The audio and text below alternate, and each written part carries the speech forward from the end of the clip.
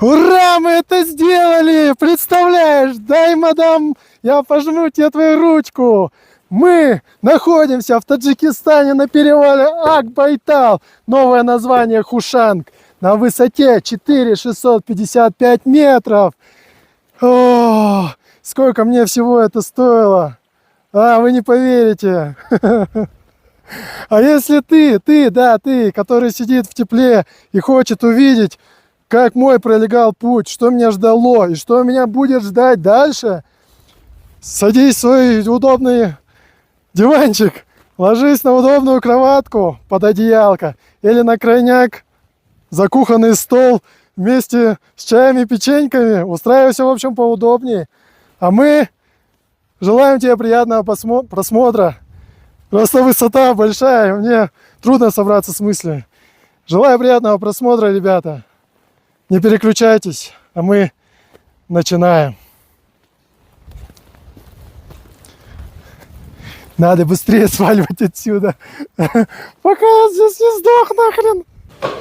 Ну вот и доброе утро, ребзики. Я зашел покушать, пообедать, так скажем. Ну, если в 11 часов можно назвать обед. Вот вывеска. Там я поел национального блюда. Ашлямфу называется. И пирожок с картошкой. Но обычно я еду не оставляю, не выбрасываю. А ашлямфу я не смог доесть. Его едят, видимо, холодным. Можете поправить, но, короче, у меня сейчас связи нет, интернета нет, загуглить я не могу. Такая информация, которую я могу предоставить. И это место можно найти, но я по видосам нашел. А здесь дождь идет еще. Надо было стоять под крышей, конечно, снимать ролик. Но покажу вам здесь чайхана номер 1. Где же название? Вот. По нему можете найти это место. Вчера меня приютили в хостеле. Дал я, ну точнее, должен я 800 рублей, потому что у меня денег нет. Сейчас я уже поменял. Вчера их не было. Вот, там 12-местная такая комнатка. Вот стоит, ну там все удобства есть, как бы так можно переночевать. И стоит 800 сом. Итак, у меня первой проблемой была найти, где бы обменять валюту. Я это сделал. Курс 0,92. Короче, 92 на 100 рублей наших. 92 сома на 100 рублей наших. Следующая проблема заключается в том, что симку, которую я вчера купил, она почему-то просто перестала работать. У меня пишет телефон, что типа не можем провести проверку, не зарегистрирован номер или что-то такое. Короче, вот сейчас пойду в отделение, где оформляют сотовую связь. Ну, попробую, по крайней мере, найти, как-то пытаться решить этот вопрос. Все же хочется взять с утра, выехать и поехать как бы по маршруту, но возникают вот такие дела, то денег нет, то еще что-нибудь. А город называется, где я остановился, Каракол. Еле как, блин, такие названия, почему там кола вообще. Я его вчера несколько раз забывал, сегодня уже запомнил. Памятник вам покажем, раз мы здесь. Ну, получается, сотовая связь недалеко, через дорогу перейти. Идет дождь. Я хожу. Ну, сейчас я для видоса снял. Ну, и хавал пока. Вот в дождевике, как этот. Помните, может, на Камчатке, как призрак там. Пончо, накидка такая. Так, как же вам показать? Короче, вот так. Тазайби. В общем, такие достопримечательности в Караколе. Парк. Ну, много парков, кстати, как не идешь по улице. Много всяких парков. Киргизия встречает дождем. Вчера в темноте под дождем ехал. И сегодня, походу, я тоже поеду под дождем. В сторону направления у меня просто в сторону Бишкека. Не знаю, до куда я доеду. Но, в общем, как говорится, до следующего включения. Так, ребзики, рассказываю. Иду я в сторону хостела. Сейчас бы его еще найти. Связи как таковой также нету. Но я узнал, что нужно сделать, и типа это сделал. Получается, приходишь к сотовому оператору, он говорит, что симка работает, он не при делах. Дальше. Но я вообще не понимаю логики этих действий, конечно. Это типа государственная мера. Чем руководствовались эти граждане, чиновники этой страны, я не знаю. В общем, когда человек, не резидент страны, приезжает, у него трубка не зарегистрирована.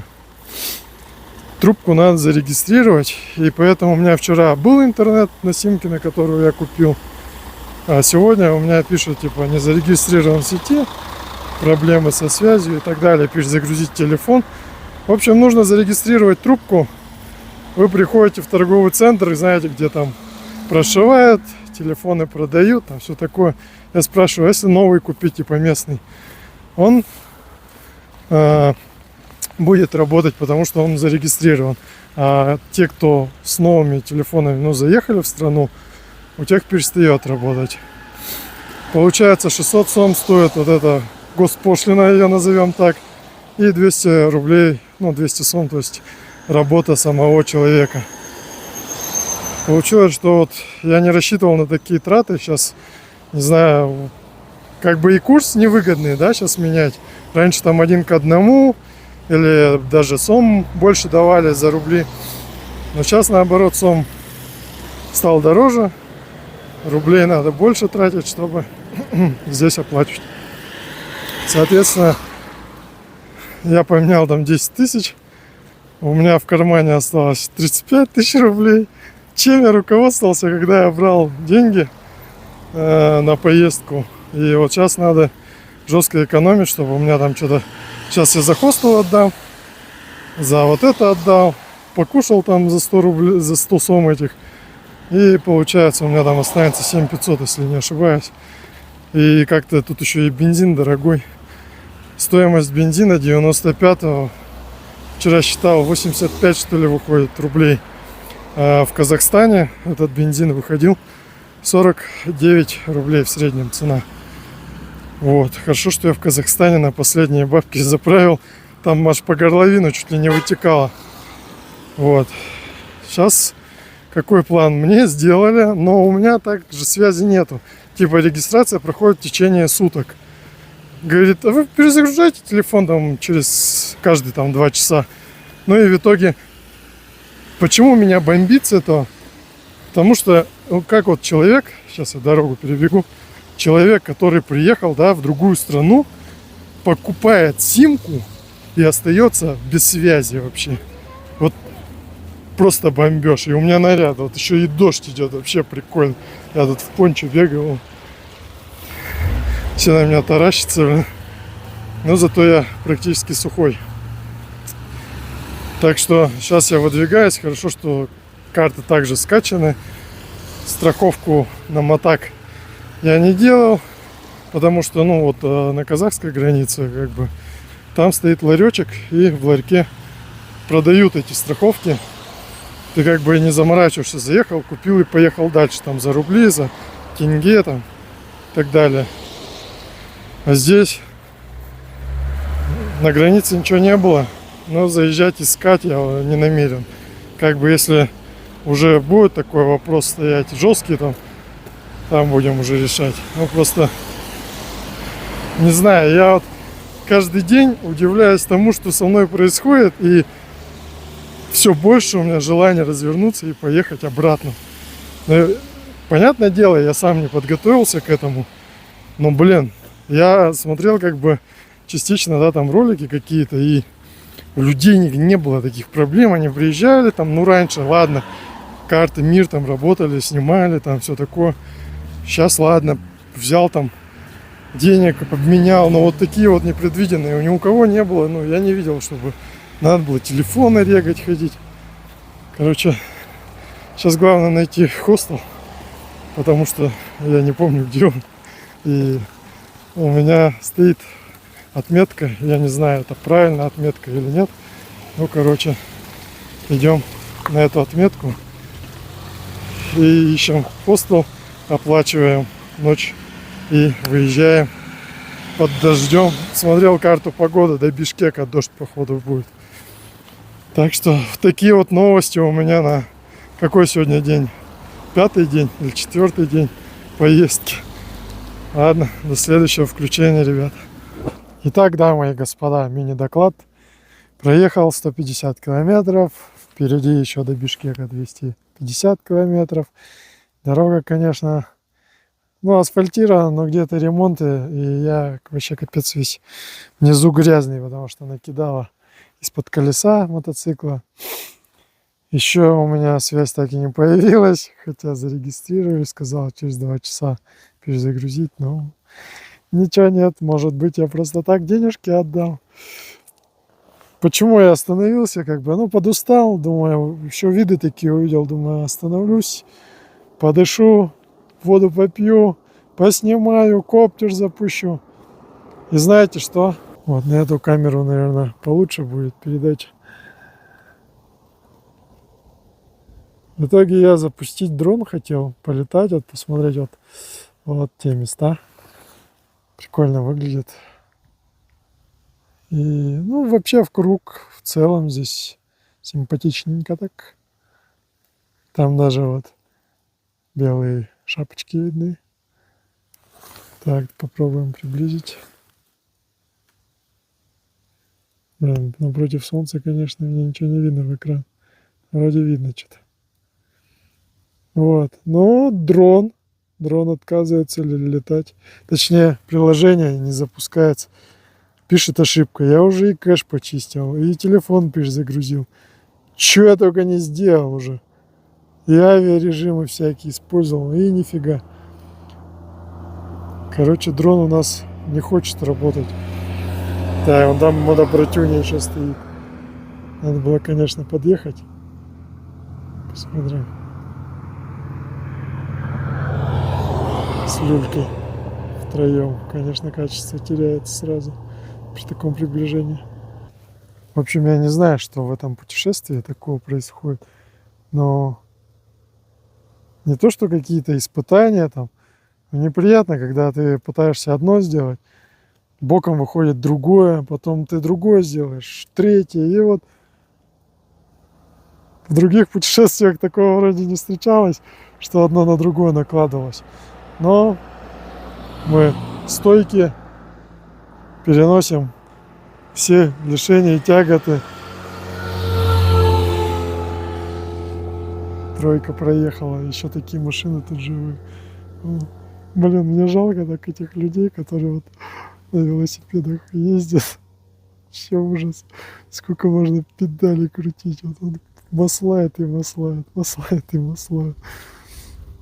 Иногда хочется там остановиться и сказать: давай, цепляйся, погнали. Так что продолжим дальше путь на Бишкек. Решил немного поснимать на экшн-камеру. Познакомился я с велосипедистом, зовут его Джо. Оказывается, он в Шотландии. Немного, говорит, я знаю русский, но по-русски он разговаривает даже ближе, чем, лучше, чем соседи наши, там, допустим, приезжие с того же Узбекистана и так далее. Но он говорит, что прилетел, точнее, в Киргизию на самолете с велосипедом и вот катается. Я говорю, что, как тебе Киргизия? Он говорит, слишком много гор. Я не стал расспрашивать, наверное, из-за того, что приходится педалью маслать в горы, и из-за этого ему. Я говорю, что, как погода тебе? Ну, нормально, говорит.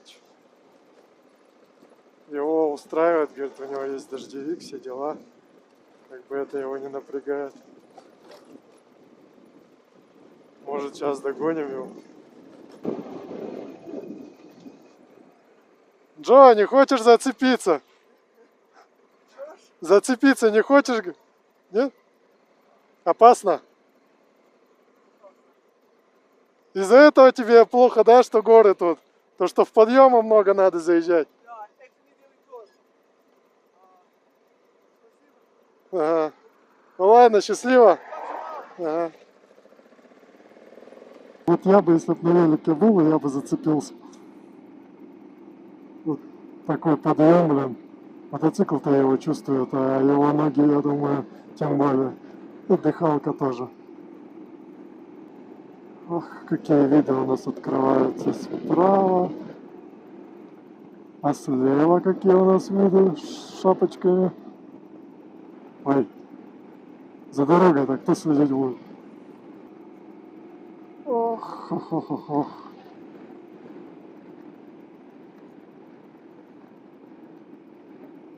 Мне Киргизия чем-то напоминает Алтай.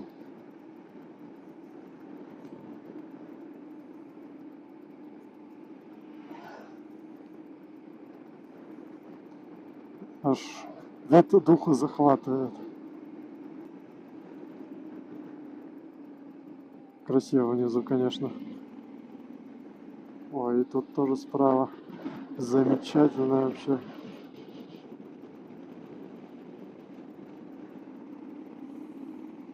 А впереди у нас долина. Включимся уже ближе к озеру, когда будем подъезжать. Вот мы и у озера прокатимся с вами. Мне кажется, оно уже скоро закончится. Поэтому решил здесь хоть включиться, снимать. Как-то бы спуститься, хоть пощупать воду. Ну, что-то пока не вижу таких дорожек, по которым можно было бы спуститься. Я вижу вот только дорожки, по которым едешь, трясешься весь.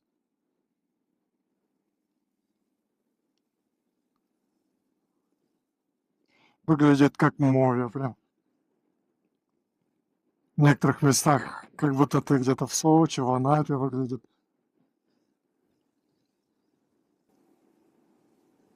Да, красота неописуемая. Еще бы облака убрать, и было бы вообще прекрасно увидеть все макушки.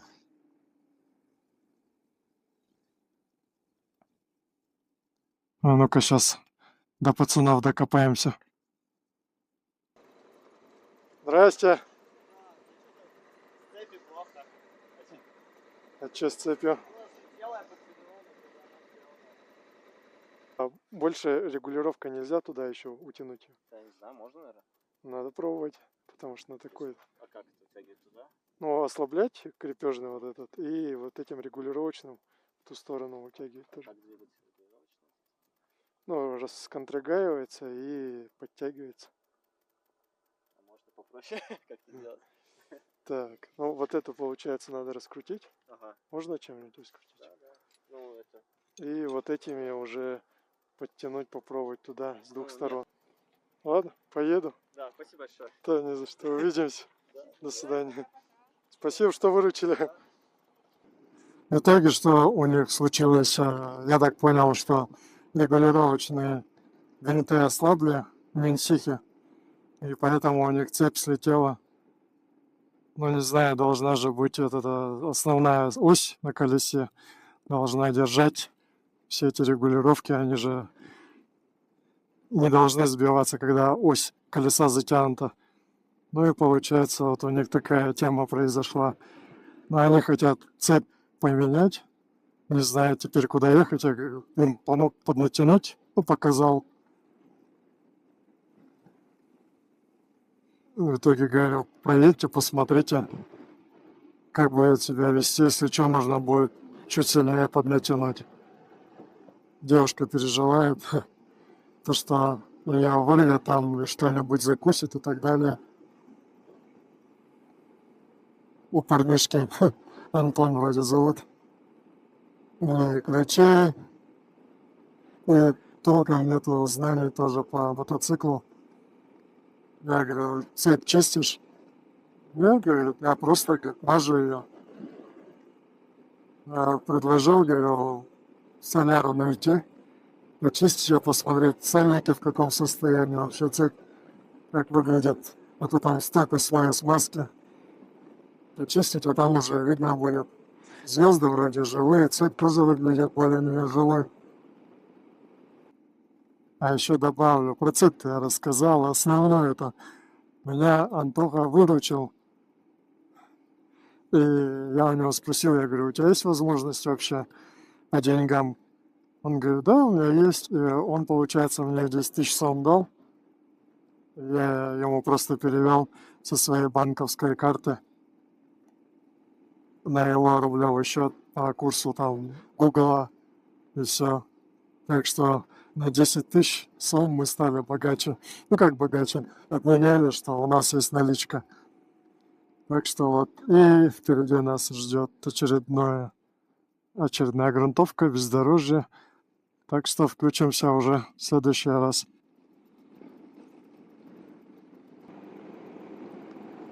Вот по такой Киргизии мне интересно кататься. Где горы высокие, рядом с тобой ты можешь все разглядывать. Асфальт хороший, что ты можешь ехать и не переживать по поводу. Тепло на улице, 18 градусов. Виды прекрасные, наслаждаешься, только едешь. А вот это все, которое было вдоль озера. То грунтовка, то какая-то грязь, то еще что-то. Еще бы за дорогой кто-нибудь смотрел бы, а я мог бы ехать и любоваться. Но, к сожалению, приходится и там участвовать, и здесь. Я надеюсь, до Бишкека будет такая дорога. Мы быстро доедем, осталось 130 километров. Ух, как здорово закладывать-то. Надеюсь, резина будет держать. Насчет каньона могу сказать одно, что я увидел пешую только дорожку. И то она там где-то не было, в общем, автомобильной дороги, куда можно было свернуть. Где-то там просто направление, и все, ищи сам. Я не стал туда ездить. Я лучше спокойно до столицы доеду. Найду себе место, спокойно поем, хоть передохну немного.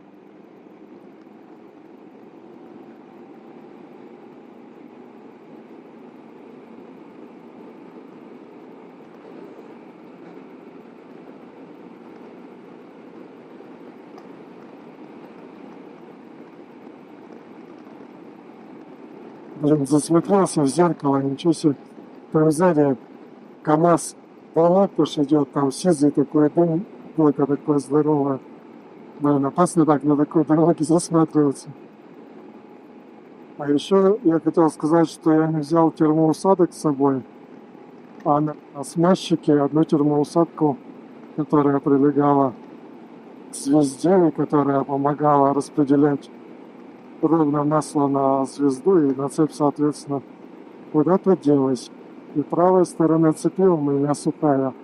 Сейчас я залез туда, изолентой сделал подобие термоусадки, чтобы она хоть как-то до звезды дотягивала.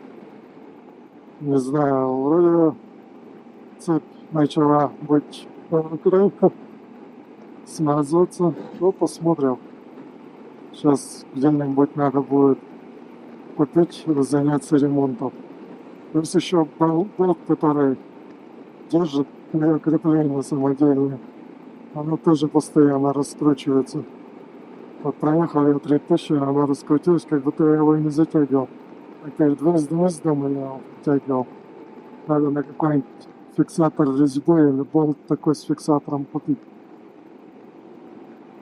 А серпантинчики такие, лёты. Скажи это водителям, да, больших грузов, которые здесь мучаются, наверное. Особенно он с полуприцепом тянет, затягивает потихоньку. Поворот быстро не зайдет. Со связью также проблема. Не одуплилась.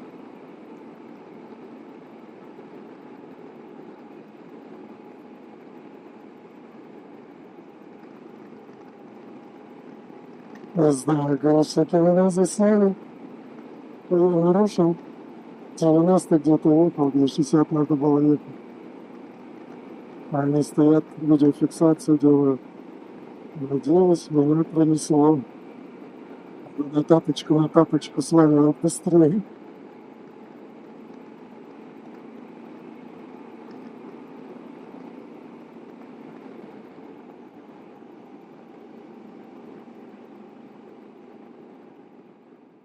Доброе утро. Пока пью чаек, решил с вами побеседовать, чтобы не терять время. Потом надо будет заехать на мойку, еще в магазин зайти и ехать уже в сторону Ош.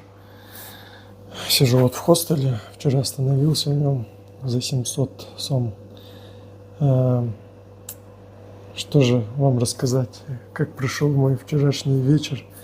Доехал я до Бишкека, наверное, я эту историю не забуду никогда, хоть у меня память плохая в последнее время, но это сложно будет забыть.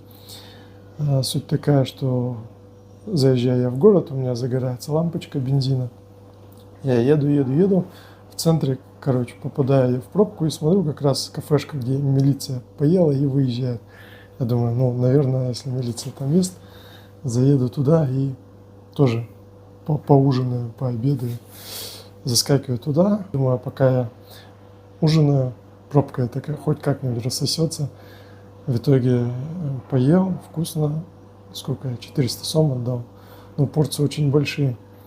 И получается, выхожу, пробка все так же, а у меня в баке уже там не то что кот наплакал, там уже салфеткой проведи, ничего не соберешь.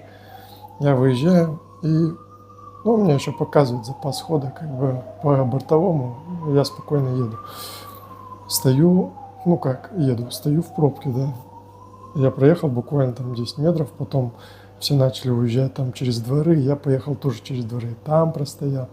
Потом выезжаю в другую сторону, и там вообще колом стою. Я заглушил мотоцикл, пробка двигалась так постепенно, сантиметров 20 или метр. Я беру мотоцикл, руками толкаю, потому что у меня сначала расход дистанцию показывал все меньше, опустилась до 20 километров, и теперь владельцам Африк я могу сказать, если у вас АДВ и показывает где-то около 20 километров, и потом начинают загораться черточки, что неизвестность, знайте, что ваш конец близок.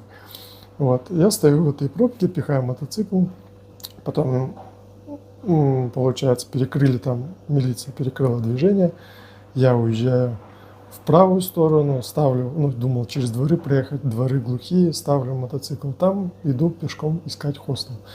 Прихожу в хостел, там занято, ищу второй хостел, тоже не нашел, и в третий заселился, оставляет желать лучшего. Итак, потом, после этой всей прогулки я прихожу к мотоциклу, давай его запускать, маслает, но запуска нет. И я попробовал покачать, насосом несколько раз покачать тоже. Первый раз в жизни мотоцикл сухой. Ни на трассе нигде не обсыхал, а тут в Бишкеке обсох. Потом начинается история с поиском бензина. Я смотрю, через дорогу стоит экипаж милиции. Здесь милиция называют, не полиция, а милиция. Я подхожу к ним, говорю, вот так и так, я в пробке стоял. А знаете, из-за чего пробка? Здесь играли две команды, Киргизии и Узбекистана. И получилось, я оказался в самом эпицентре, рядом этим со стадионом «Спартак».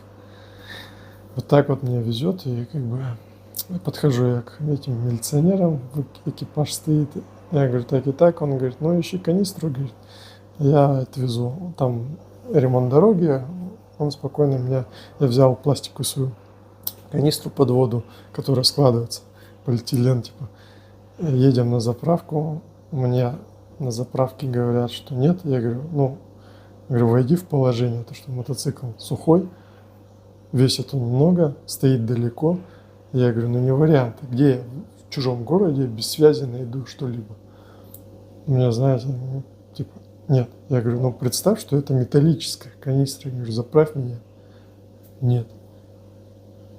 И, я выхожу, с этой канистрой обратно к экипажу, говорю, меня не заправили. И они такие, да нам тоже некогда, надо ехать в управление, давайте побыстрее. Я, что делать? Сажусь обратно, меня отвозят эти 500 метров, наверное. Выхожу, и открытая СТОшка. ну как СТОшка, там заправка кондиционеров написано. И там мужики две тачки разбирают. Я думаю, что делать? Вообще вариантов-то нет. Пошел к ним. Говорю, мужики такие, такая-то ситуация. Они такие сначала тоже в непонятках. Такие думают, да ладно, типа, там, дотолкаешь, еще что-то. Потом я рассказываю, как бы поглубже, да. Они, ну ладно, типа, давай, взяли, не помню, что за тачка, короче, обратку скинули с нее в бутылку, накачали мне там литр бензина. Большая благодарность этим ребятам. В итоге, если вдруг кто-нибудь что видит из них, в итоге они мне накачивают литр бензина в баклажку, я иду с этой баклажкой, мужики ничего не взяли, ну, я говорю, что, может, что-нибудь надо. Ну, понятное дело, что откажется, но я уже не стал там в наглую говорить, тем более у меня самого с деньгами не так уж хорошо. И беру эту баклажку, иду, заливаю в мотоцикл, сажусь, запускается сразу с полтыка, еду. До этой заправки я не доехал, потому что там, я не знаю, какими-то окольными путями в нее надо было заехать. Заезжаю в следующую, но я хотел этому пареньку такой привет передать, конечно, что он так вот входит в положение. Заезжаю, короче, на другую заправку, заправляюсь и еду уже в хостел. Вот приезжаю в хостел, самочувствие, конечно, совсем, видимо, или недосып сказывается, или перегоны долгие, я не знаю. Во-первых, у меня моя болезнь мучает немного. И я вот не могу разобраться, или это она, или это недосып, или я где-то что-то подхватил, что, ну, как бы башка едет, а ехать еще далеко. В общем, планы такие. Ну, как планы? Да, история такая. Сейчас нужно заехать, мотоцикл помыть, да, в магазин типа электроники, найти эти термоусадочки. Может, какой-нибудь ремонт бытовой техники заскочу. И выдвигаемся. Время уже 9 часов, наверное. Хотел пораньше. Вообще не могу уснуть. Вечерами лежу там до 2, сегодня вот до 3 где-то лежал. Не мог уснуть. И перегон еще длительный до Оша. Так что будем действовать по обстоятельствам. Как говорится, покажу еще немножко. Ну, чтобы было понимание, что вот, да. Вот такой хостел. Ну, я думаю, смысла кровати там показывать. Просто здесь все понятно. Ладно, давайте до следующего включения.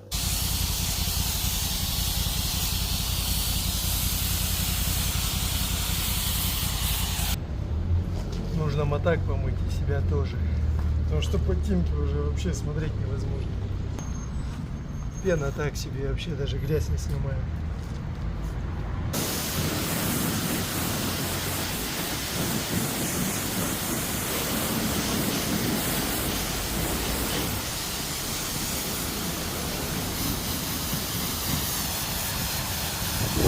Остановился тут на Газпромовской заправке.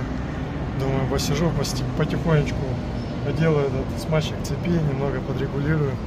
В итоге налетела куча народу. Давай расспрашивать.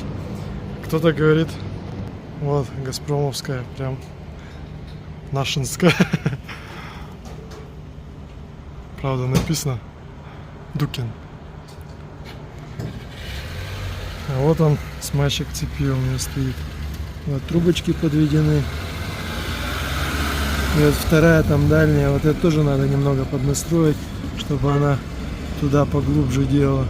Вчера что-то пробовал в дороге, не очень-то вышло, сейчас может по-другому. И вот вторая там уходит тоже с той стороны. Вон она сзади, видно. Ее тоже надо поднастроить. Сижу, колупаюсь, так вот, на кофр сел, удобненько. Сейчас будем настраивать. Вот такую залипуху сделал. Вот.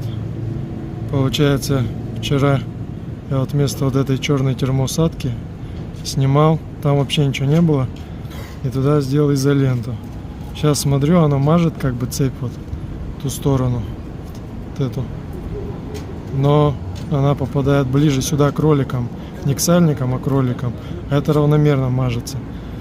И вот из-за этой кисточки желтой. Но сейчас я вскрыл, смотрю. А тут изоленты уже не было. И трубка, оказывается, плотно, видимо, прилегала к звезде, к демпферу. И ее просто сточило там как надо. И все. Так-то можно было оставить так. Но сейчас посмотрим, как с такой залипухой будет мазать. А вот этот болт, я не знаю, он постоянно раскручивается. Надо будет или где-нибудь, или дома уже как-то, или переделать эту конструкцию. Делал в гараже из того, что было. Чисто вот крепление, оно вот сюда вот там болтиком вот там крепится и туда уходит. Сейчас поставлю назад, подсниму. Ну, короче, я уже не подсниму, потому что я закрыл все крышкой. До этого в магазе брал самсу, ну, где рядом с мойкой, короче. Такая самса, там с курицей, что ли, или курица-сыр. Стоит, сколько она стоила? В районе 50 сом. Ну и взял себе кофе, капучино. Давно хотел. Думаю, ну заслужил. Сейчас посмотрим, конечно, как я заслужил. Будет ли вообще работать, мазать и так далее. Придется есть холодную. Не пойду я греть. Мотор холодный. Так все идет. Короче, я провозился, наверное, час тут. Походу ночью только. И то я не знаю, до Оша доеду, нет. Там 600 где-то километров, даже может больше.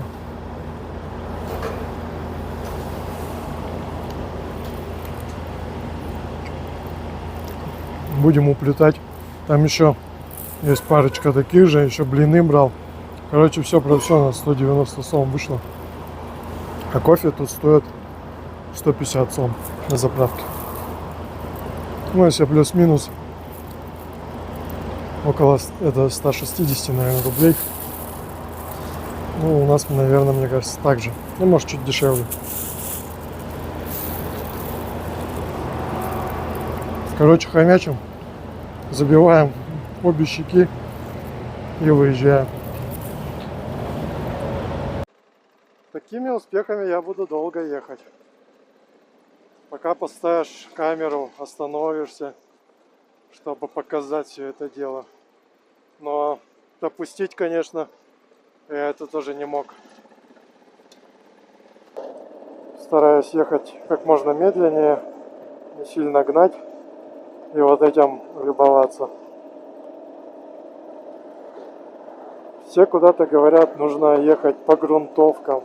Раз у тебя такой мотоцикл и все такое. Зачем? Смотрите, вот когда ты едешь по грунтовке, ты смотришь чисто себе под колесо. А я сейчас еду и наслаждаюсь видами, которые открываются и слева, и прямо, и справа. Я понимаю, что там, где мало народу, виды может быть и получше, но здесь они тоже превосходные. Интересно, вся такая дорога будет или нет? Все 600 километров. Наверное, ждать такого неописуемого восторга, или все-таки это кратковременная такая. Так чисто червячка заморить в начале маршрута. Такая дорога, а потом хлобысь и грунтовка. Какая-то пещера справа у нас.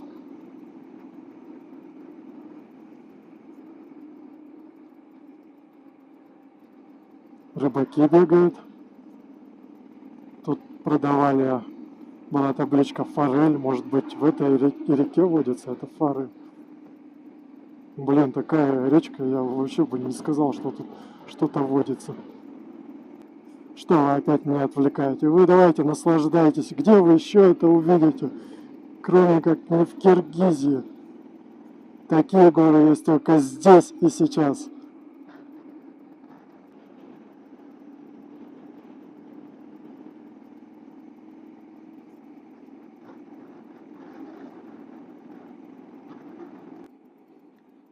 Вот это да, скальник такой. Когда люди успевают останавливаться еще и писать свои там писульки всякие.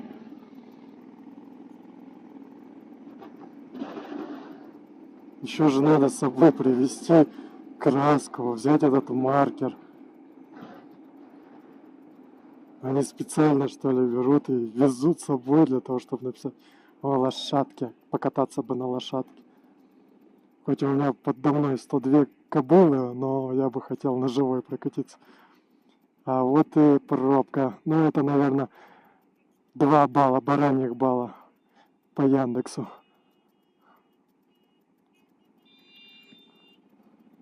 Так, чисто, небольшой заторчик.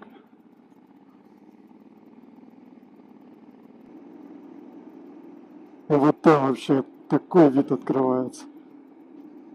Ой, мотобратюня едет. Мотобратюня, блин. Мотобрат, здорово, здорово, брат. Какой-то древний мотоцикл. Еще один. Пацанвар. Вот такие моменты чувствуешь себя не одиноким. Опачки. Вот это прикол. Это уже сколько? 3 балла лошадиных по Яндексу.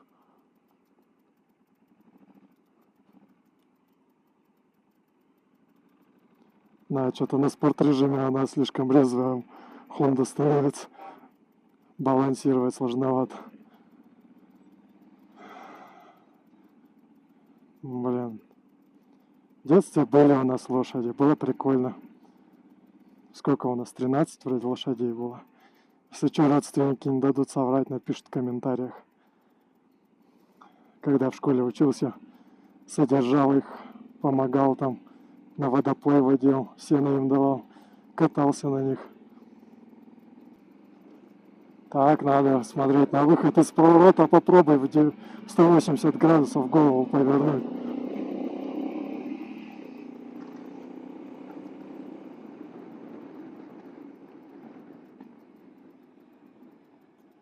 Где выход? Выход с поворота где? Неужели сверху будет видна вся эта дорога?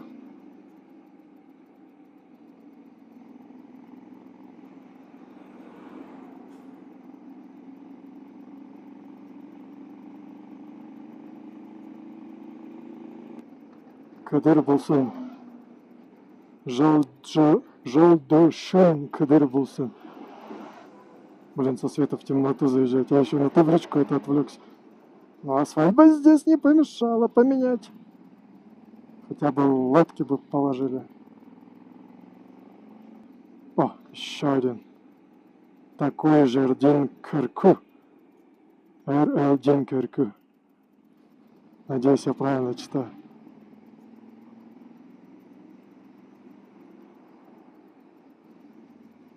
Ну-ка, мы справа не обидел или обидел. Что-то зря, надо было слева объезжать.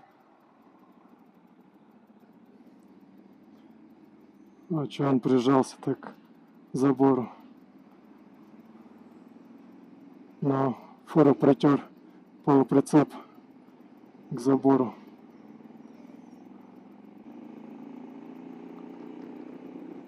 А вот так вот вообще здорово наваливать.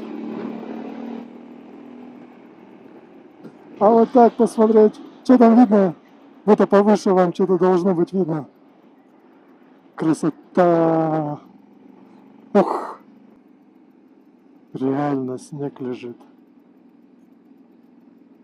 Но снежную бабу, конечно, не слепишь.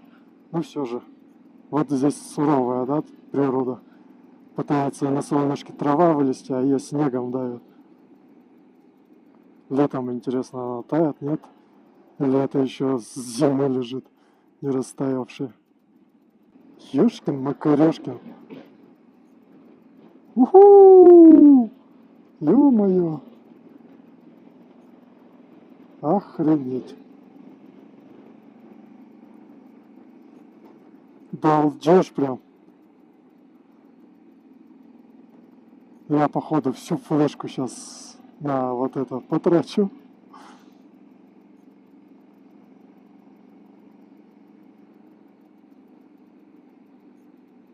На пятнашке милиционера. Ой. Я что-то как ехал, так и заехал.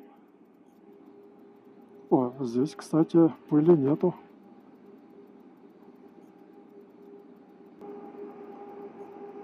А шум от чего? От вентиляторов, что ли?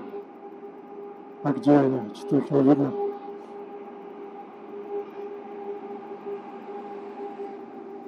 Прям шумят знатно. Гул такой стоит.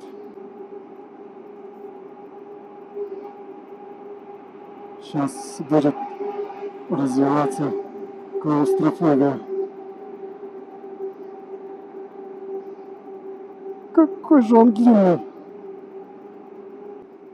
3028 метров показывает телефончик.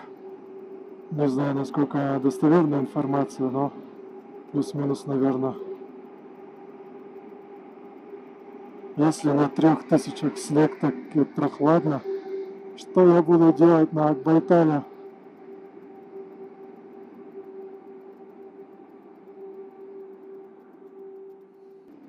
Ё-моё! Походу камеру можно вообще не выключать. В туннеле было хоть тепло.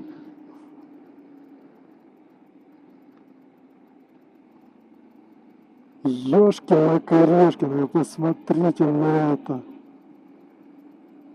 Обалдеть.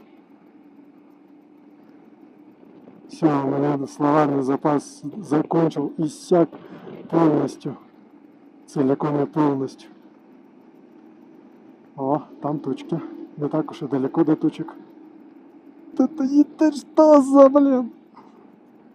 Да там, блин. Кайфушечки. Ну да, мы пошли на снижение, уже показывает 2900. Значит, 3 км было наверху. А Акбайтал 4655 вроде. Километр, блин, там 4 километра и 6. А здесь всего трешка на 1600 выше. Мне здесь-то не по себе, а там что я буду делать? Там одиночку.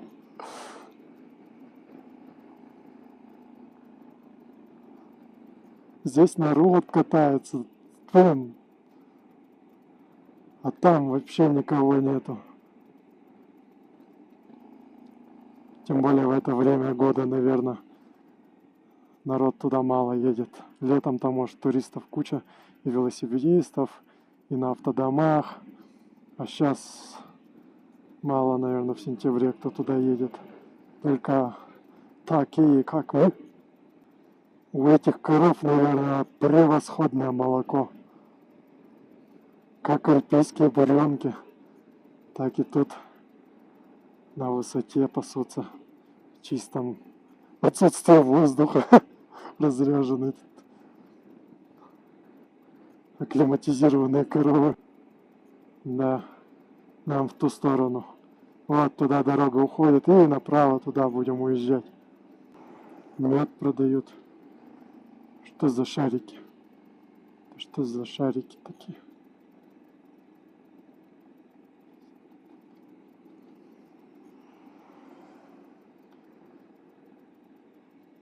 Интересно.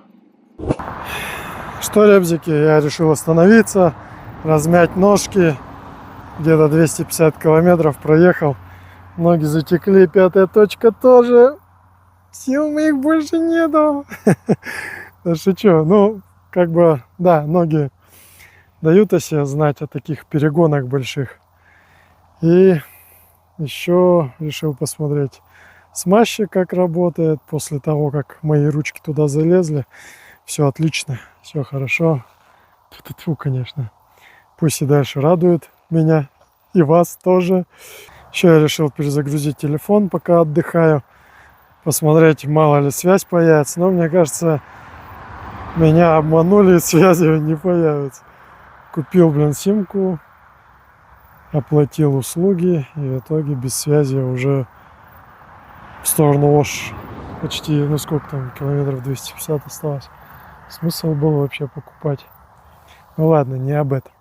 А знаете, что еще? Конечно, не знаете, но все это время за моей спиной вот такая картина. Вы скажете, да мы уже это видели. А я скажу, не видели. Знаете что? То, что происходит с той стороны, и это как будто бы кадры из какого-то фильма. Переключаемся.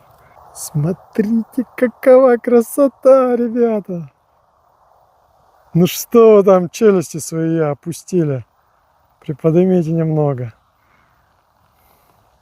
Река здесь вот в той стороне протекает на Рын. Я так понимаю, она берет там начало с гор, втекает и течет в ту сторону. И Токтагульское водохранилище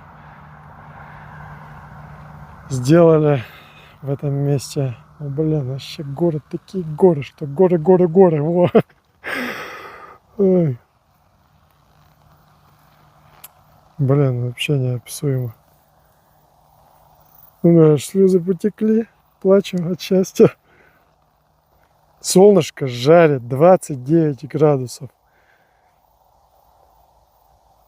Блин, смотрите.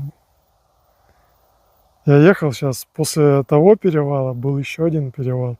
Я там околел, думал, уже надо обуваться, одеваться, там все подклады и все такое, но думаю, ладно, как раз таки уже на вершину заехал, думаю, сейчас уже должен быть спуск. Там было градусов 8, но я так околел. Проезжают, здороваются. Вот так вот вам панорама. И тут кто? Вот он.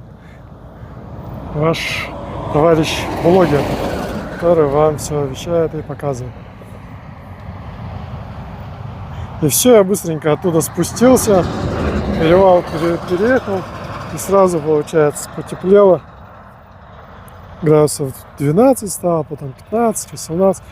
И сейчас 29 градусов. Я тут в нателке хожу. Хорошо, хоть только верх напялил.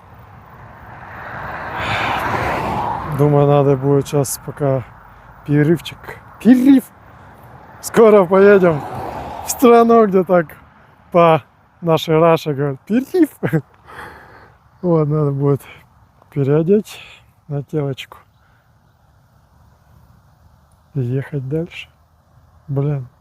Обалденные же места, ну скажите. Что там молчите, не можете, ни Б, ни М. Конечно, от увиденного у вас там слюни текут. А вы-то дома сидите. А я здесь это вижу.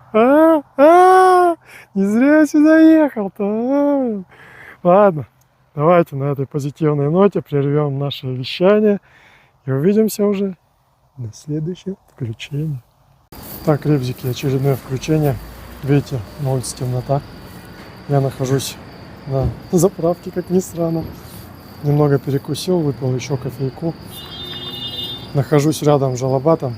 Так запалился. Если сказать, что я охренел, это ничего не сказать. Этот серпантин, эта дорога меня выбила вообще.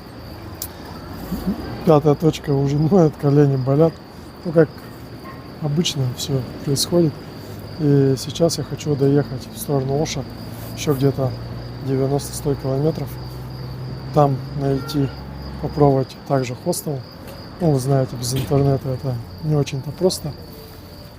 Все равно мне не спится как бы до часу там до 2. Я думаю, с пользой это время потратить, чтобы завтра оставалось меньше времени, точнее меньше расстояния, доехать, возможно, до Таджикистана. Вот. Пока направление Ош, а там уже поиски хостела. Ну и завтра уже включимся.